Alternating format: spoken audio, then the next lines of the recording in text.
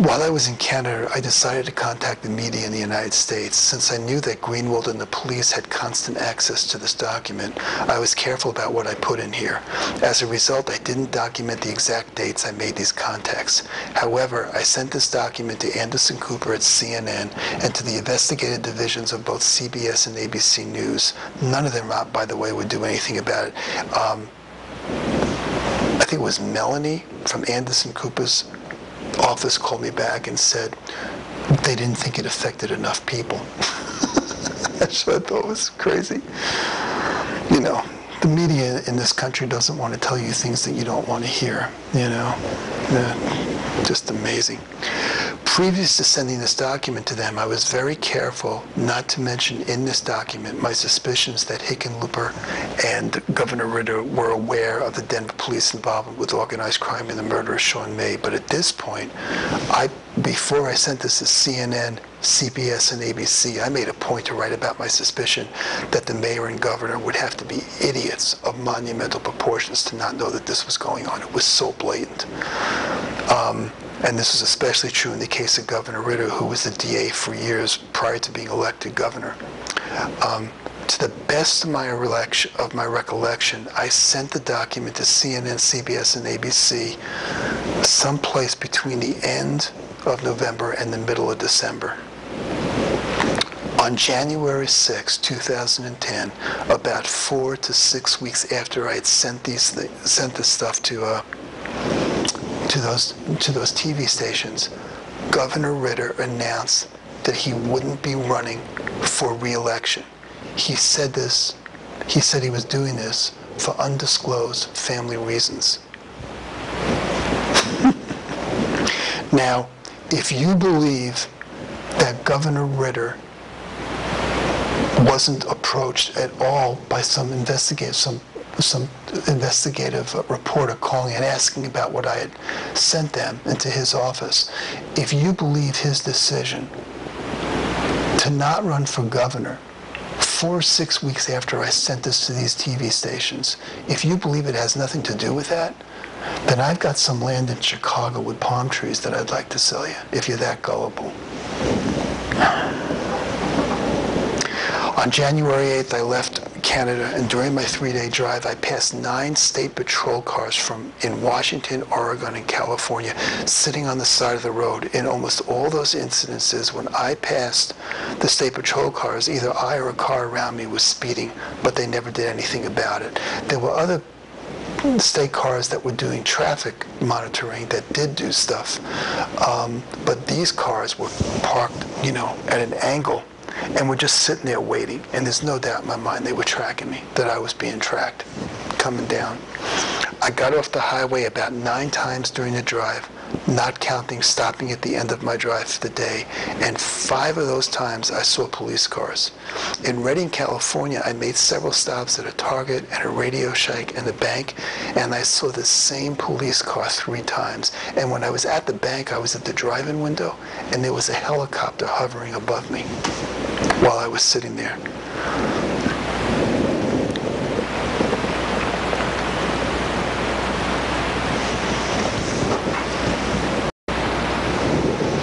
I knew that I wanted to get an apartment in San Diego. I hoped that the police in San Diego would be honest and ethical individuals and not as corrupt as the Denver and Vancouver police. However, it was blatantly obvious to me that all the break-ins to my hotel rooms and apartments in Denver and Vancouver couldn't have been possible without the police working hand-in-hand with organized crime, and it just would have been incredibly naive for me to believe that this level of corruption could be just isolated to Denver and Vancouver.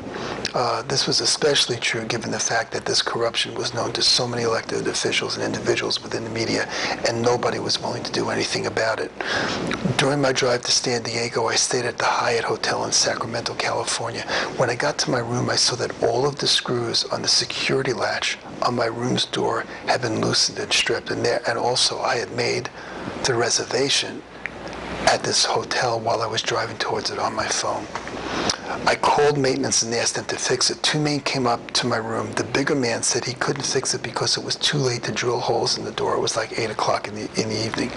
He offered to switch my room. He looked at me sarcastically and said, "Why don't you use that metal bar that you have?" And he was referring to a security kick bar that I had that secures the door from the inside.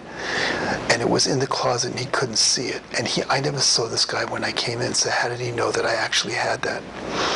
I arrived in San Diego on January 10th, 2010. After several days, I moved into an apartment in La Jolla, California. As of this writing, as I'm talking right now, I'm still living there. It's called the Towers at Costa Verde, and it's owned by the same person, Ziggy Wolf, who owns the Minnesota Vikings football team. He also has another partner that owns this place, but I can't remember his name. The property is part of the Costa Verde Village East Corporation, and it's managed by a woman named Susanna Geis. What this woman has done to me makes anything that the owners of Avenue West and Vancouver Longstay pale in comparison. This woman's behavior, as a clinical social worker, I haven't met very many women in my life, even including prison populations that I've worked with, that have behaved in such a unhealthy and dysfunctional manner. Let me put it that way. Since I was back in the United States, I became very careful about what I wrote in this document, knowing that the police in Greenwald had access to it and it could potentially be used to me as evidence to get me hospitalized again.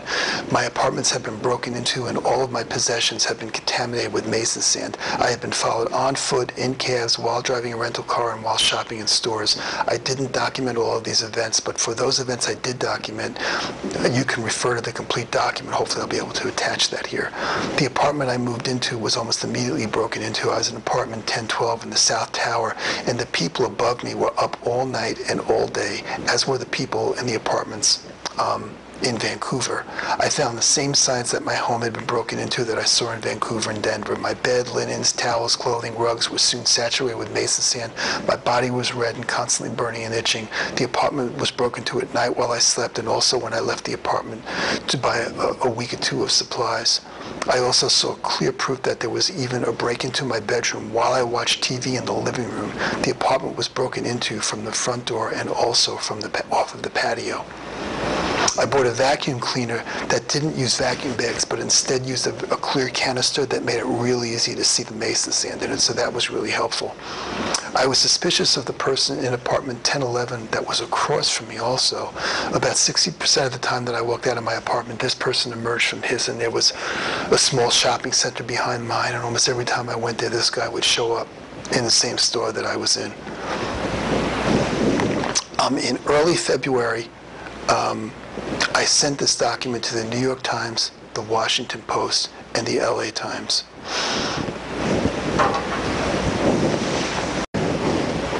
At the end of January 2010, I requested that my Visa account number with Chase be changed for security reasons. I talked with them on my cell phone. I never received a new credit card, and I called them in early March.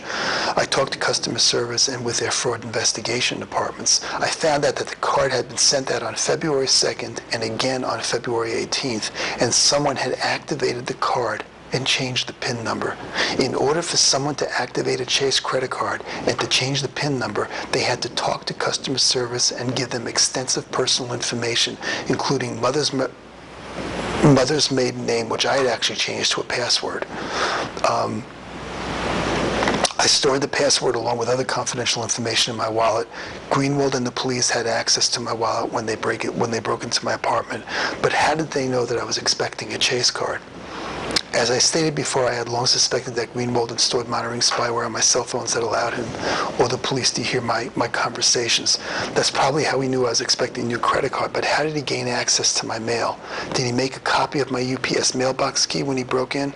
I thought about calling the FBI regarding this, but I found it hard to believe that the San Diego police would be involved with credit card theft if they already didn't know that the FBI personnel would help cover for them, because the FBI are the ones that investigate credit card card theft.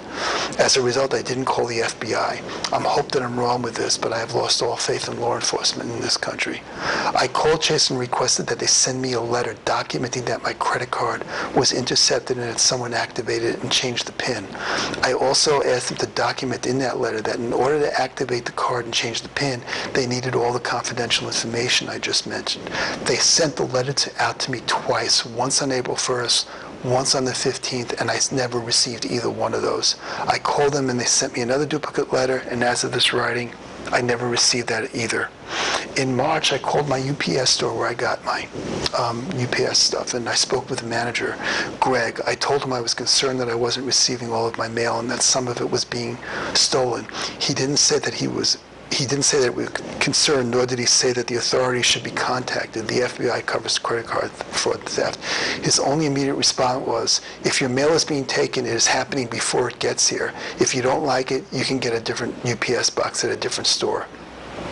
It was almost as if he had it prepared. It was almost as if he was waiting for me to say that. I let some time pass, and at the end of June, I called the store again and spoke with Greg again. I told him that I was still concerned that I wasn't getting all of my mail, and I was just up front. I asked him that if the police could gain access to my mail and order him not to tell me. He said they could. I asked him if that had happened. Had the police gained access to my mail and ordered him not to tell me? I said, Greg, they took my credit card, they activated, and they changed the PIN number. They've also intercepted 2 letters that Chase had sent me documenting this theft. You know that something is wrong with the police behaving in this way. I'm being victimized with them. He responded with a voice that sounded almost nervous, and he said, I can't talk to you about this over the phone. If you want to talk to me about this, please come in and see me. That was all I needed to hear to verify that the police were the ones getting my mail and trying to activate my Visa card. I should also mention here that something happened at the UPS store that I used back in Colorado, at 700 Colorado Boulevard, back in 2008, which concerned me. The original owner of the store was a really nice guy named Ron. After I'd been using the store for about a year, Ron had committed suicide. The people at the store said that Ron was saddened at the anniversary date of his son's death. They said that he shot himself, and they didn't hear that there were any signs of any foul play. However, I couldn't shake the feeling that perhaps Greenwald was involved with his death. Perhaps Greenwald had tried to intimidate Ron into gaining entry to my mailbox and killed Ron when he refused. And these feelings only intensified when I heard about the assassination of Sean May, and I really began believing the involvement of the Denver police with this, and also Governor Ritter and Mayor Hickenlooper's compliance with all of this. And also, if he was killed, saying that there wasn't any foul play, the police could have covered that in their autopsy. So I'm hoping that that has nothing to do with that, and Ron's death was what it appeared, which was a tragic suicide. But I really think if people are going to reopen the investigation of Sean May's death, somebody outside of Denver trustworthy should be looking into Ron's death as well. I hate bringing this up because I don't want to re-traumatize his family. I just think, though, that if there's a chance that there was foul play in his death, that somebody, if he was standing up for me and was killed because of that, I would certainly want to know about that.